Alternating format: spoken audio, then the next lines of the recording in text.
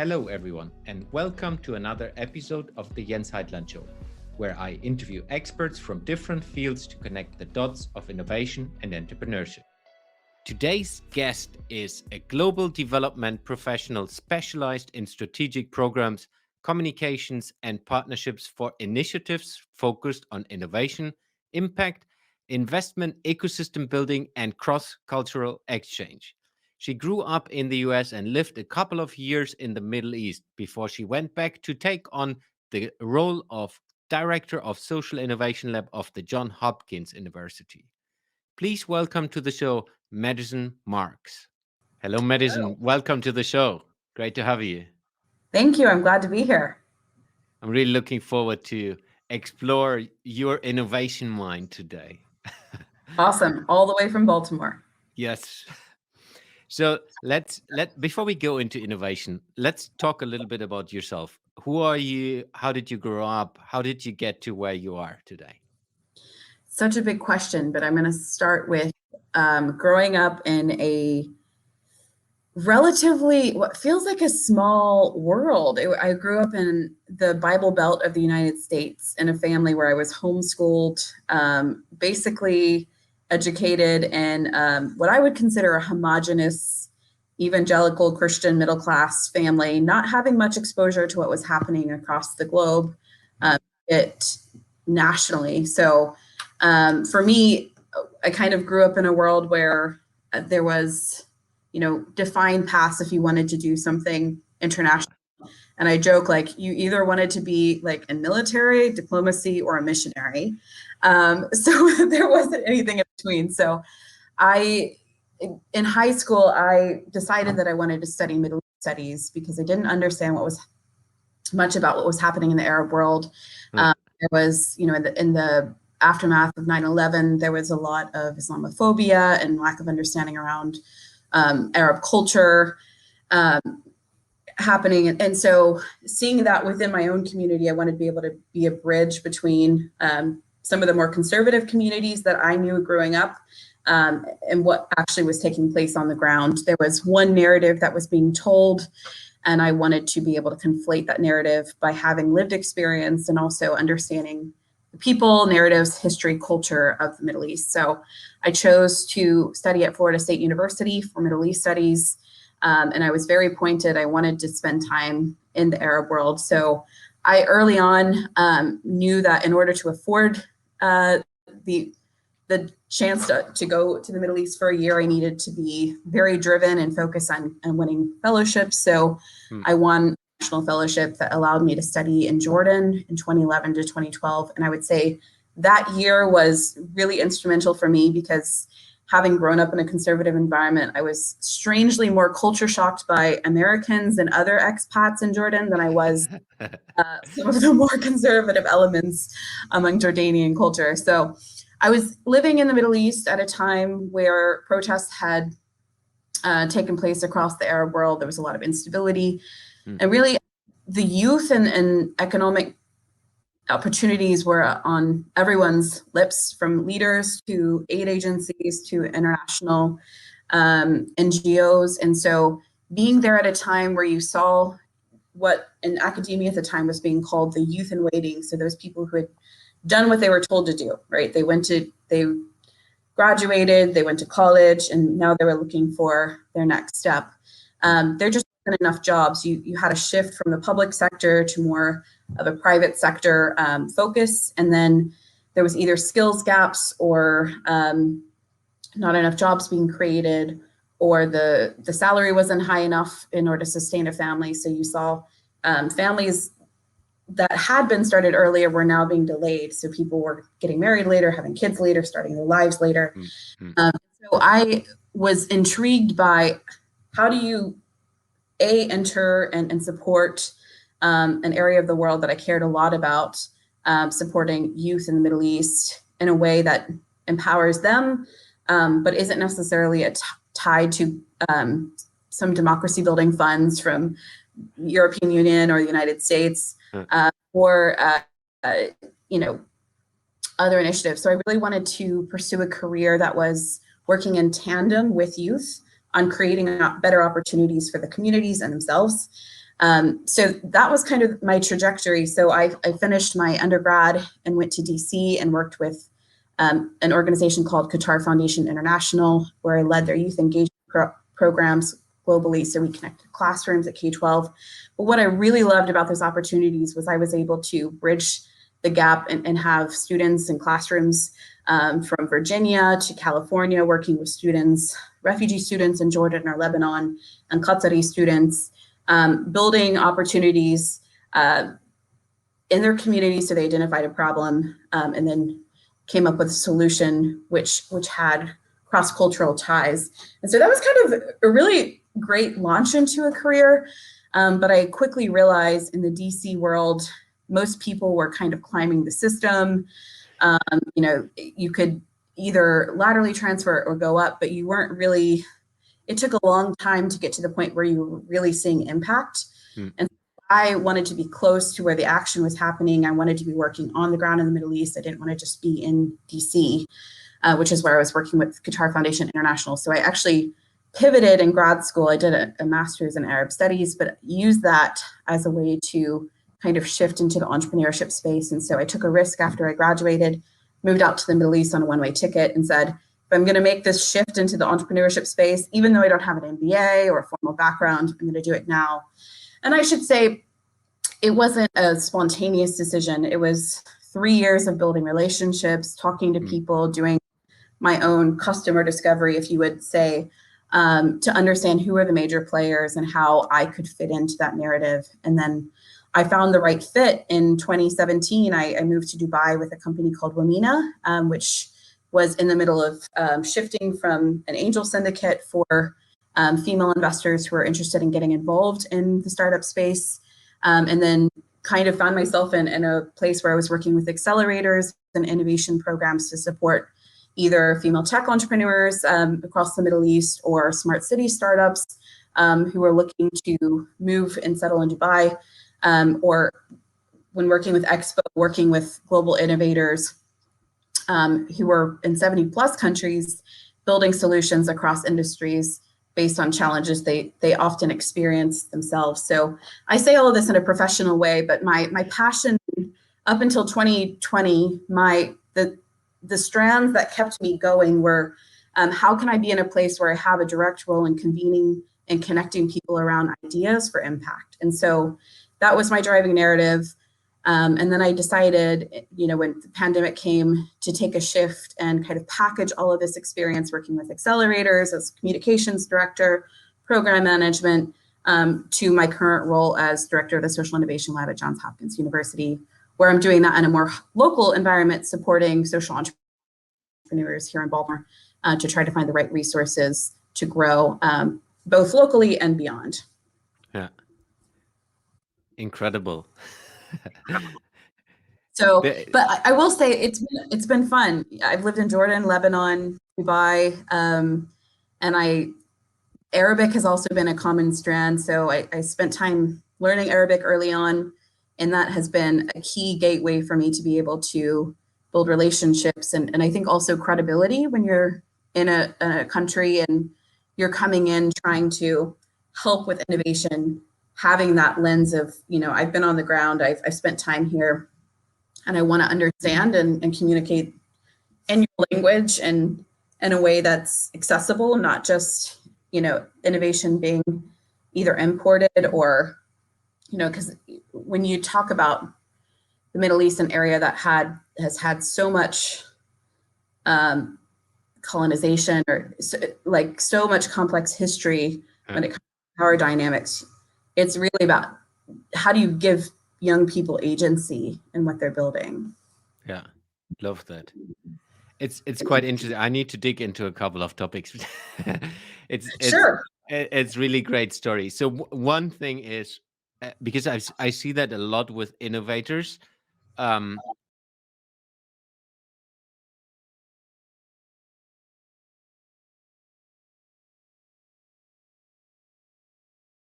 The successful innovators I have interviewed on this podcast, they have a kind of, sounds always bad, like a weird path. It's not the linear, gradual, like you said, it's like climbing the system. like the real innovators, most of them didn't do that. So it's quite fascinating. It's similar for you. Absolutely. Honestly, so the shift in my mind came, I remember I think it was like January 2nd, 2014, and I was an intern with Qatar Foundation International at the time, and I had flown to Jordan, where I was joining a delegation of Silicone Valley reps who were looking at how they could bridge some of the challenges with their solutions. So specifically around education and digital access. So how can Raspberry Pis be used?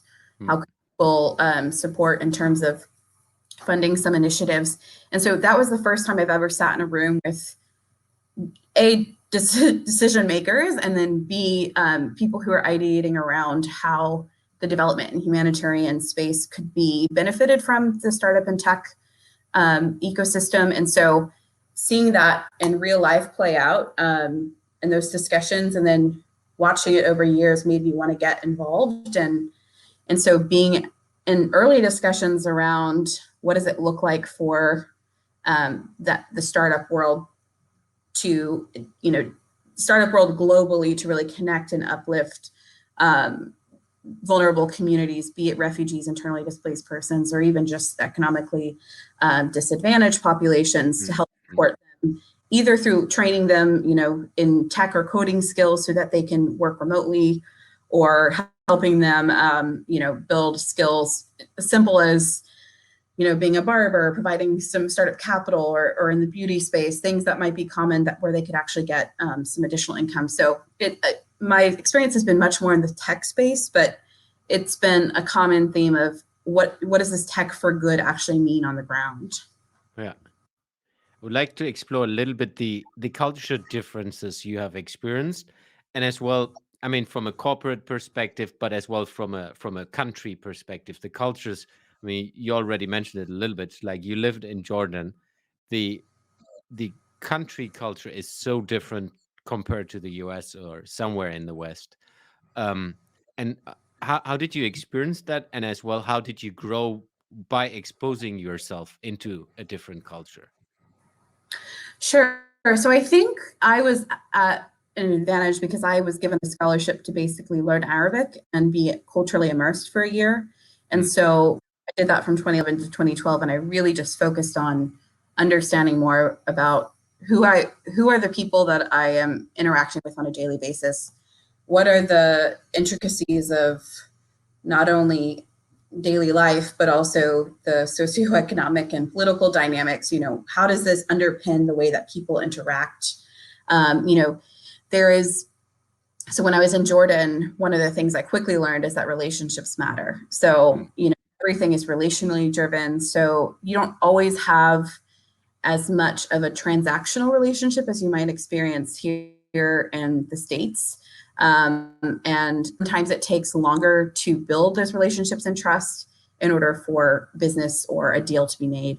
The stories of a check being written between an investor and a startup over a half-hour coffee break are just not the reality on the ground in places like Jordan, where a large part of the population is living under the poverty line and struggling. And frankly, there's also differences in cultural tolerance for risk. And so if a lot of the startup founders that you've seen who've been successful in the Middle East have actually had either by luck but many times by family ties or just existing relationships, have had capital to be able to make that risk and taking a few years to build something from scratch and until it became successful. So it's not the norm for people to be able to say, screw it, I'm gonna build this tech platform and see what happens, when in reality they have to provide for their families or contribute to their families. So I think cultural dynamics, you have to understand, one, you're also building as you're doing entrepreneurship training or you're mentoring, it's also about a mindset shift, and then training entrepreneurs to then be able to train others. And so there's a lot of excitement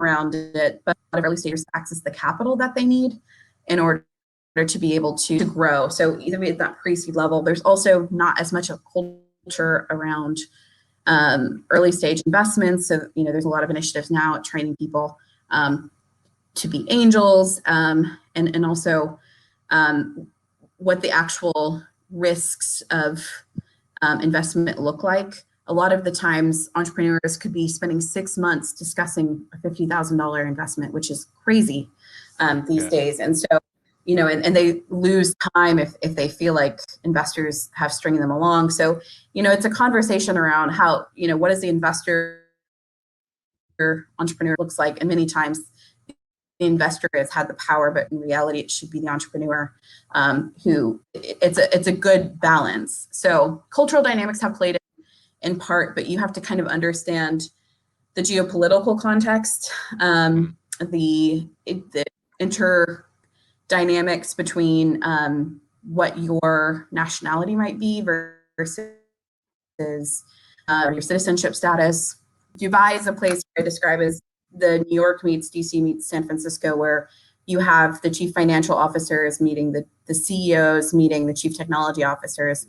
But a lot of the actual scale and potential for these ventures actually lies in larger markets like Egypt, or Arabia, where there is buying capital and just millions of people where you have potential scale. So, so knowing the context of where you're operating is really important, but also knowing the regional relationships and kind of how those play out is really helpful when you're looking at ecosystem building as a whole. So, how do you encourage more investment and what are the potential investment areas? Also in the Middle East, each country kind of had specialties. So like Lebanon was really well known for its banking and fintech, and Jordan was well known for its engineering and STEM dollars. So just kind of knowing those nuances was really helpful. Yeah. And I think it's in the same way. I mean, if you are a startup from Silicon Valley or from somewhere else, you need to understand that context. You can't just say, "Hey, I'm going to that market and figuring it out." Or having the mindset of there's free flowing capital where everyone has a Range Rover. Sorry, and I've heard literally CEOs from San Francisco ask, how can we access capital, but realizing it's a competitive market, and so you've got to be able to A, build relationships, B, show that you can actually deliver value. And I think countries, for example, like Saudi Arabia, have always been sought as a funding source, but now there's a shift there. The countries are saying, okay, well, if we're going to do a deal with you, what are you going to do to uplift our own economy or upskill our own people, or will you settle and invest in our free zones or in our mainland? And so there's definitely an incentive now to kind of hook and keep those businesses in the countries where they're getting investment. I would like to shift more towards innovation. I mean, we talk already the whole time about innovation and startups. So I would like to understand, because now you work with social innovation, more from a definition. What is social innovation for you, and why have you as well decided to take this job? Sure. So I'm actually going to read you the definition that we use for social innovation, because I think so the Stanford Social Innovation Review has been one of the big players in terms of producing research and definitions and facilitating conversations around social entrepreneurship, social enterprises, social innovation since the early 90s. So we adopt the definition of social innovation as a novel solution to a social problem that is more effective, efficient, sustainable, or just than existing solutions, and for which the value created accrues primarily to society as a whole rather than private individuals. So the reason we have adopted this redefinition of social innovation and don't really tie it to a legal status for social enterprise, for example, are you a for-profit with, or are you a B Corp, or is because at the end of the day, there are social innovators who need to operate in different contexts, and some legal status is a means by which to be able to, to operate in a given context. There might not even be certain certain regulatory advantages for social enterprises in certain countries. So I say all of this to say that it's really about finding people who are interested in, at the end of the day, the impact side, but are still very knowledgeable and have the business acumen to say, okay, well, here's the competitive landscape. We want to deliver a solution that is better. And these days, especially in Baltimore, equity and justice is kind of at the root of finding solutions that do allow for more inclusivity and diversity in the decision, whether it be in the design or in the beneficiaries of the solution. So, at the end of the day, we're interested in building companies that can be sustainable with diverse revenue sources and have a measurable impact. So we focus on what does it actually mean to communicate that impact, and do so over time. So I took this role in answer to your question because I had been working as a community manager. I'd done investor relations, I'd done marketing, I'd done recruitment globally, I'd done program design. And this was a way I could bring everything together. Say I've seen global best practices, worked with some of the best companies in the world. And how can I bring that with a different tone to look at Baltimore, an ecosystem that is geographically, it's not so far from New York or Pennsylvania. It's close to DC, but has experienced a lot of disinvestment over years, but has a rich history and potential in spaces like manufacturing, health tech, cyber. And so how can we look at building a world-class early stage accelerator program for Baltimore-based innovators? And one of the unique things about where I work is that this story of the Social Innovation Lab actually emerged from students seeing a need. So 10 years ago, students came together and said, at the time, there was no formal infrastructure, incubator, accelerator programs, and B, no official community by which students could work together on building social ventures. And so over the years, kind of like a true success story, the students actually won support from the president's office, and it was given and allocated resources from the university to be a permanent part of the story of how the university relates to the community. So it's currently the only place by which a social innovator who has no connection to Johns Hopkins University can come in and tap into the resources, network, and other services we provide. And it's cool because you have people who may not have a high school degree, but they're able to come in with, some of the best and brightest, but they're delivering quality programs on the ground that have an impact. And the other thing is we're also looking for a variety of innovators in our each cohort. There's a lot of people who come to Baltimore for work or for study and kind of stay here, but there's also a lot of great innovations coming from the community.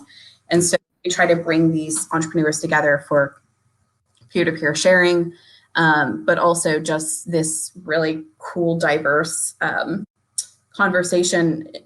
And they're all coming from different backgrounds. They're all focused on different things. Like last cohort, we had someone who's building youth education programs in some of the most underserved neighborhoods of Baltimore, to a crowdfunding site, to those who are doing telepresence experiences for kids in pediatric wards with museums.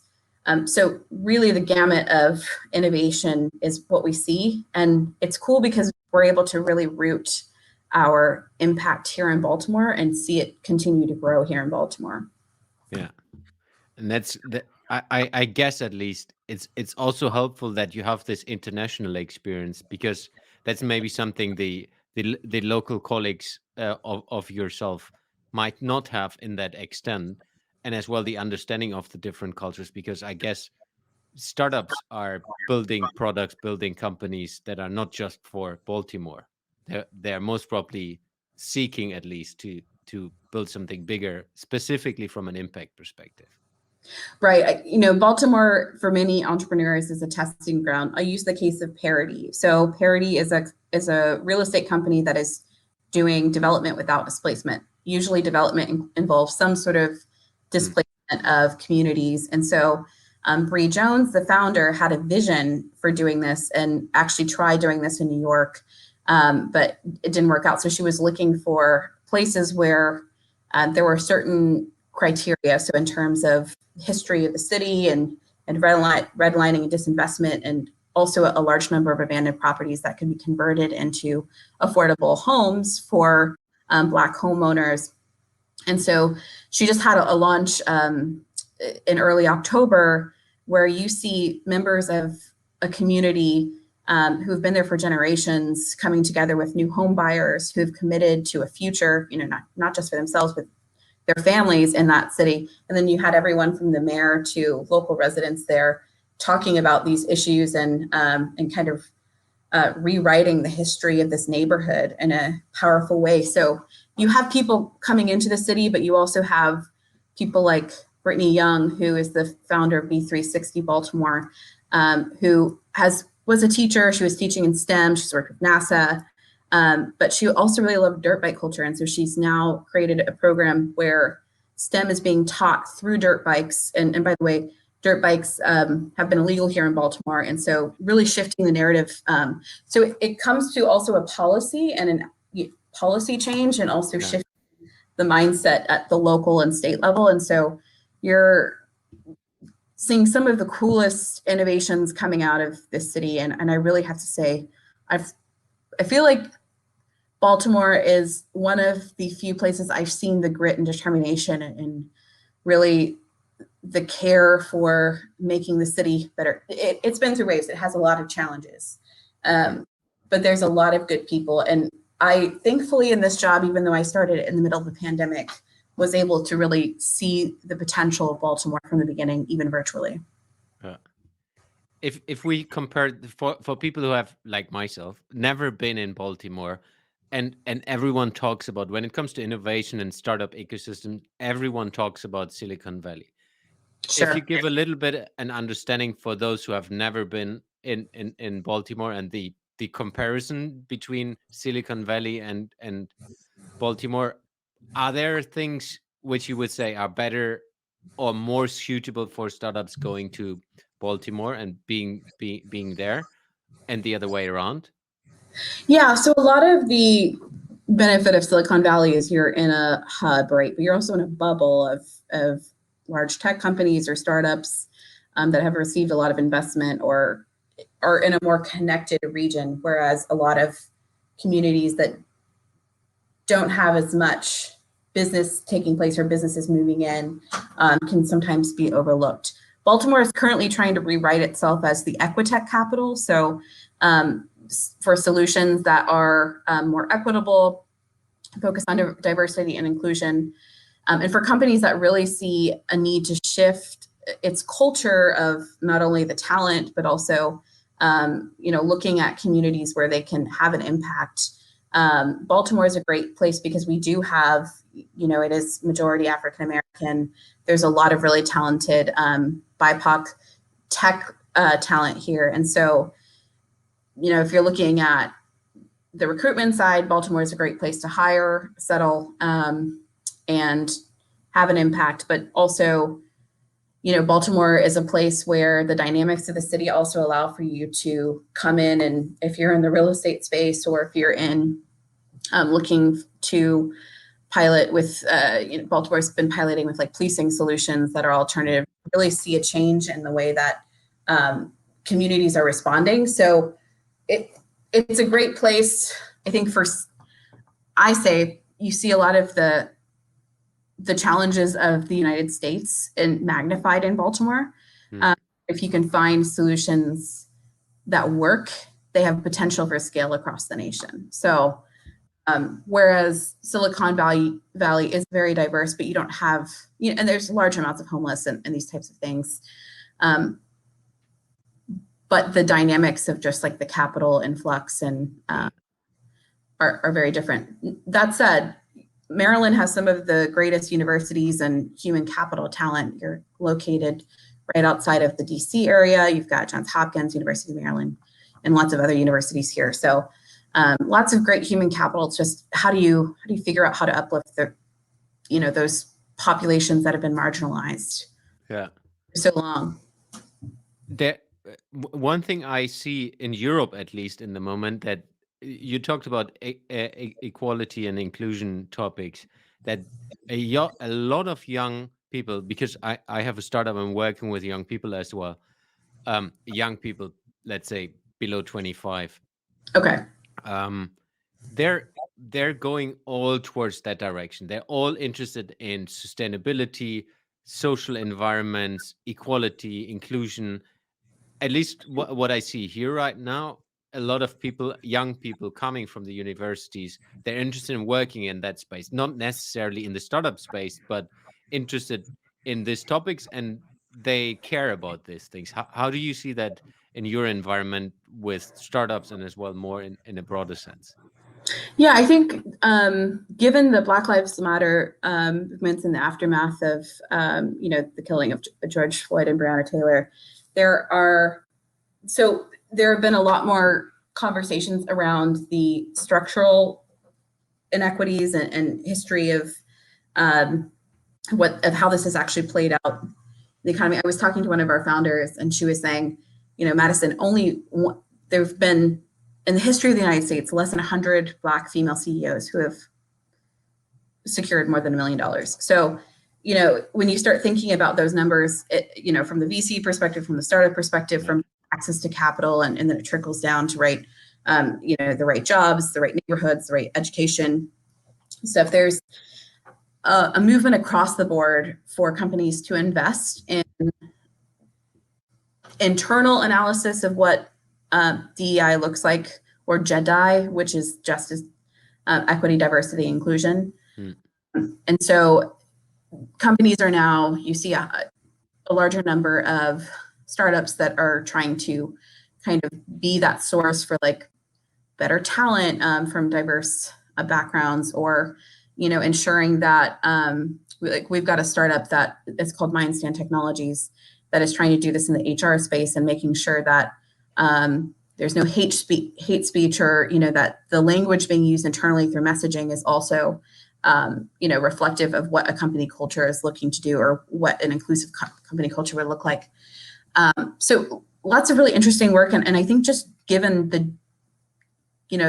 the way that companies are shifting, they're starting to be much more focused on targeting and telling the stories of impact, how they're being more environmentally conscious, or you name it. So it's a way that the world is moving. I think it is.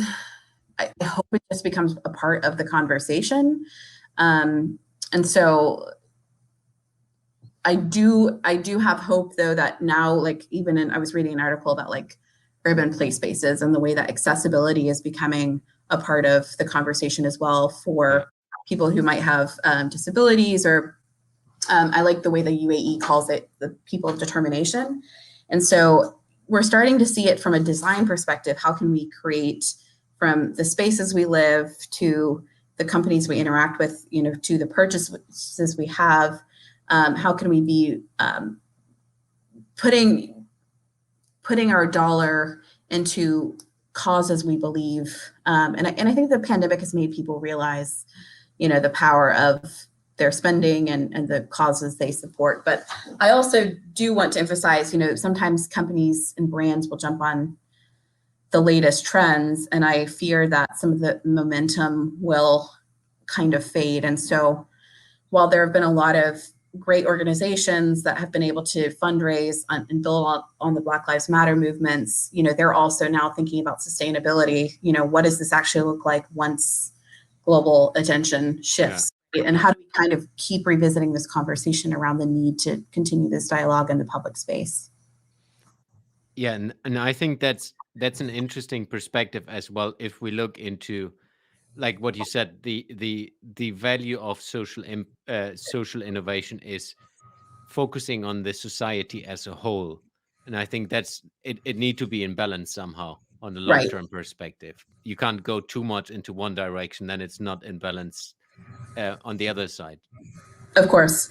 Yeah, we're seeing more, you have problems now with greenwashing and these types of things, but you see more brands that are trying to be more sustainable in their supply chains, trying to be more conscious, but also knowing that the regulatory system is going to shift. So you're going to start seeing a lot more environmentally friendly, you know, products being made, I think, in the next few years. So I think companies are also looking at, okay, what is the trend? What's going to be happening in 2030, 2040, and how do I get ahead of the curve? Yeah, agree. It's awesome. I would like to shift us into the last part of the podcast interview, which is a couple of, I always say rapid fire question, but they're definitely not rapid fire. A couple of questions, let's say it like this. Number one is, if you could work with a project that's impacting every human being on Earth, what project would you choose to work with, and why would you choose that project?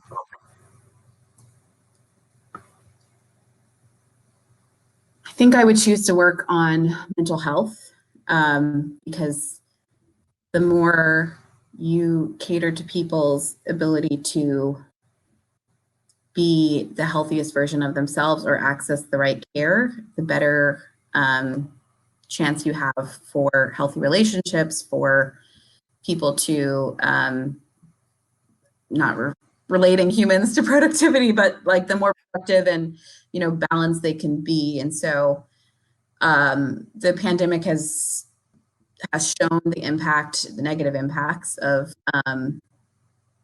what we were doing that has led to the decline of mental health globally. And so, and I've even kind of reflected on this in my own experience, when you're in a pandemic alone and reflecting on all the things. And so I have realized the power of investing in your own mental health. And if I can add one thing, it's coaching. And I think having access to a coach or a mentor that is just dedicated to being a listening party, doesn't have to be related to your business or, but just like a life coach is so important and can make all the difference. Yeah, I agree. I think that's an interesting topic, because what we have learned over the pandemic is that, like, the mental space, I always say the space between our ears, Yeah, is so important, and we, at least myself, equally, we have neglected it for way too long, because absolutely. you just in a normal day, like, yeah, just get it done, working, and then you look back, oh, what did I do the last 10 years? Or the health impacts. I mean, this is a little bit of a digression, but I decided I got upset about something in December of last year. And I was like, I have no way to get my frustration out. And, you know, made a shift across the globe and a lot of things. I didn't have a community in the city where I was living. And I was just like, something's got to change. And so I just went to the gym to burn energy. And 10 minutes later, I've been to the gym 5 or 6 days a week and I've lost 35 pounds. I don't know what that is in kg, maybe 16 or 17. So it's been, you know, even like creating healthy habits for yourself. So when I say mental health, it's really being in that headspace where you know what you need to do to be able to show up every day as the best version of yourself. Because I'll be honest, it was really hard to coach entrepreneurs. I did 280 hours of coaching over the spring. And it was really hard to be able to coach entrepreneurs when I myself was really struggling. And so and this is like imposter syndrome to some extent. You always have to kind of put on this, it's okay, you know, kind of, but if I hadn't invested in myself at that time, I don't know what, I probably would have been really burnt out by the end. And so it was so important for me to show up as my best self and take care of myself, because my job is being a listening ear and encouragement and cheerleader for whether it's student startups or Baltimore-based startups or those that I'm working with in the Middle East. Yeah, and I think that's also something they need to learn. Yeah. Because they're, especially in the startup world, like, maybe if you're young, you're able to do that a little longer, but you need to take care of yourself in different ways. Agree. Yeah. Every week, entrepreneurs had to report to me, what are you doing to take care of yourself this week? And I think that always caused them to reflect on the need to actually be able to answer that question. So That's a good one, like that. So next question is, how do you keep yourself up to date on topics that interest you? Podcasts. I do rapid fire, podcasts. I'll listen on double speed just to get information in on the news. I curate Twitter lists. I subscribe to newsletters. I attend talks by organizations I respect. And honestly, if reading, I wish reading was something I had more brain space for, but because I am commuting, I use that time productively to listen to audiobooks or keep up to date. But, topics that interest me are wide. So I feel like I'm constantly looking at Middle East policy podcasts or Arab culture podcasts or self-help and development podcasts. So, but at the end of the day, it's also your community. So if you're around people who talk about these topics, it's a whole heck of a lot easier. Like my brother's in the Middle East politics space, so I get lots of updates on that from family. So yeah, I can imagine. How do you? So I'm interested in this because I listen to different languages. How do you listen to English only, or? That's a great question. How do I keep up with language? I still speak Arabic with friends.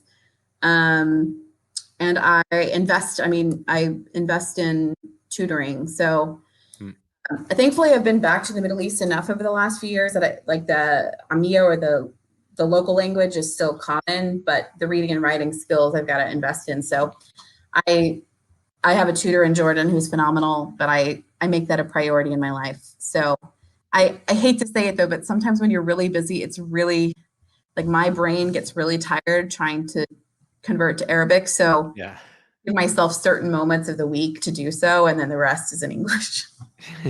No, I get that. Yeah. Last question from this one's is, where will you be in a year from now? And you can answer that from a personal or business or both perspective. Yeah. So from my own self, I think I have goals by the end of this year to really, basically by the end of this year in my professional job where I'm at is to, God forbid something happens, I get hit by a car, like there's a playbook for how this actually rolls out. And so I'm a big believer in documenting successes and making things more methodical. So so that you can create more space for creativity or strategy, and B, just simplify your life. So that's one of the things I'm working on is simplifying my life. I am not going to divulge too many details, but I'm also kind of looking at next steps and what that means.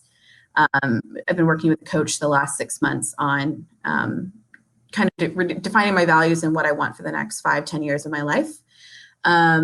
But in terms of personal, I know that I will be an advanced scuba diver and I'm investing in scuba diving. But honestly, the most important thing in my life, even more than career right now, is health and nutrition. And so I will hopefully have run, like, I don't know if they do Spartan races and yes, but like I'm really focused on like tapping into that even more because it's become like a passion just by a necessity. So I am really focused on health right now, and I don't allow anything to come in that. I've just given myself permission to prioritize myself. And at the end of the day, I hope to have more clarity by the end of next year about what the next few years look like, because I'm realizing a few things that I really value. One is being able to work across the globe with entrepreneurs and bring my experience, but also this remote work culture is really important to me as well. So kind of being able to move around and spend more time with family while also being productive and working. And who knows, I may launch something. So that's TBD. Interesting. No, I can sort of relate to that with the remote work. Like I've set my business up from day one that it is remote first, everything. Yeah. Because I just want to have the freedom to say, Hey, let's go into another country for half a year, 2 years. And that's getting more difficult when the little one gets into school. I get that. But at least until then, we can still do that, except there's a pandemic. And it's not. Well, they do say by the end of 2022, we might be seeing progress. So it's not that far away. No, I agree. But yeah, I mean, at the end of the day, I'm still very new to Baltimore. So I'm still trying to curate a community of people. And I have just decided my community is going to be global. But I'm really trying to tap into building solid relationships and also kind of having my own board of advisors, people who invest in my growth, and simultaneously like being a value add to them. But I've realized like finding people who can help coach me in professionally, personally, and leadership. By the end of I just turned 31. So by the end of my 31st birthday, I want to be a whole lot more confident in my leadership skills. I am, but even tap deeper into that potential, be able to then turn that around and coach others because, I've been coached by I always had this mentality about giving back. And so I've been able to do that through board roles in nonprofits or coaching young people. And so it's a great thing. But I want to make sure that I also am taking care of myself first. So. Yeah, love that. How can people find you and reach out to you? Sure. So I'm on LinkedIn, Madison Marks, also on Instagram and Twitter, Madison P. Marks. So, but, the easiest way to reach me is madisonmarks@gmail.com. Very simply. I signed up very early on before anyone else had that email address. So it's been that way since I was 13. So that's awesome. Madison, thank you very much for your time. It was a pleasure talking to you and having you on the show. Thanks so much. I appreciate it. Just a quick one before you go. Thanks for listening to today's episode. I hope you enjoyed the interview with Madison today. If you have questions to her, please go to the show page on jensheitland.com where you will find all details about this episode and of course a link to her LinkedIn profile. I'm all about connecting innovators from around the world. So in case you like this podcast, it would mean the world to me if you could take 1 minute of your valuable time and give me a review on Apple Podcasts or Spotify, because this will enable me to reach more people and bring interesting innovators into this show. Last but not least, if you want to learn how you can use a podcast or show to accelerate your business, have a look at the AI School for Innovators on the website heitlandinnovation.com or contact me directly. Hear you in the next episode, and don't forget to innovate the world.